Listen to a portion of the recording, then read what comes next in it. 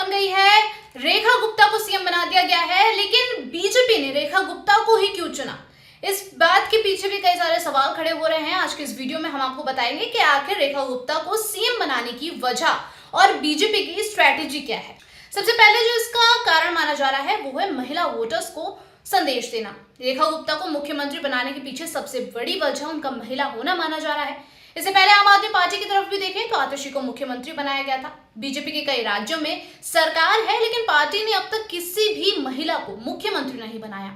इसे लेकर कई बार सवाल भी खड़े हो चुके हैं और बीजेपी अब इन आरोपों का जवाब देना चाहती है और उसने रेखा गुप्ता का चयन करके इन तमाम सवालों का जवाब देने की कोशिश की है। हालांकि पार्टी कई राज्यों में डिप्टी सीएम जरूर बना चुकी है, जैसे कि राजस्थान और बिहार इसके प्रमुख उदाहरण हैं। इसके अलावा आरएसएस और एबीवीपी से जुड़ी हुई है रेखा, ये भी कारण माना जा रहा है कि बीजेपी के मातृ संगठन से जुड़े होने को भी एक वजह माना जा रहा है। रेखा गुप्ता आरएसएस के छात्र संगठन अखिल भारतीय विद्यार्थी परिषद यानी कि एबीवीपी के जरिए छात्र राजनीति में आई और दिल्ली विश्वविद्यालय में सचिव के साथ ही अध्यक्ष भी बनी थी। इसके बाद उन्होंने पार्टी के लिए कई पदों पर काम किया। इसका सीधा संदेश यही है कि पार्टी ने रेखा गुप्ता के द्वारा पार्टी के लिए किए गए कामों को ध्यान में रखा है। और तीसरा कारण है वैश्य समाज को साधने की कोशिश। रेखा गुप्ता को मुख्यमंत्री बनाने के साथ ही बीजेपी ने अपने कोर वोटर बैंक यानी कि वैश्य समाज को भी साधने की कोशिश की है। रेखा गुप्ता वैश्य समुदाय से आती हैं और ये माना जाता है कि वैश्य समुदाय का बड़ा तबका बीजेपी का समर्थन करता है।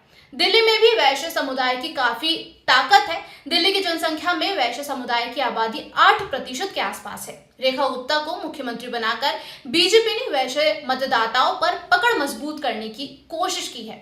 इसके बाद परिवारवाद के जो आरोप लगते आए हैं उससे भी बचने की कोशिश की गई है। बीजेपी ने रेखा गुप्ता को मुख्यमंत्री बनाकर परिवारवाद के आरोपों से बचने की कोशिश की है। अगर वो परवेश वर्मा को मुख्यमंत्री बनाती। इसके अलावा पार्टियों के बीच में जो परिवारवाद के आरोप और प्रत्यारोप लगते आए हैं उससे भी बीजेपी ने बचने की कोशिश की है। बीजेपी ने रेखा गुप्ता को मुख्यमंत्री बनाकर परिवारवाद के आरोपों से बचने की सीधी कोशिश की है। अगर वो परवेश वर्मा को मुख्यमंत्री बनाती तो उस पर भी परिवारवाद के आरोप लग सकते थे, क्योंकि परवेश वर्मा दिल्ली के पूर्व मुख्यमंत्री साहिब सिंह वर्मा के बेटे हैं। रेखा गुप्ता किसी राजनीतिक परिवार से नहीं आती हैं और ऐसे में पार्टी ने ये भी मैसेज दिया है कि वो परिवारवाद की राजनीति को पसंद नहीं करती है, दरकिनार करती है और आम कार्यकर्ताओं को आगे बढ़ाने के लिए सक्षम है।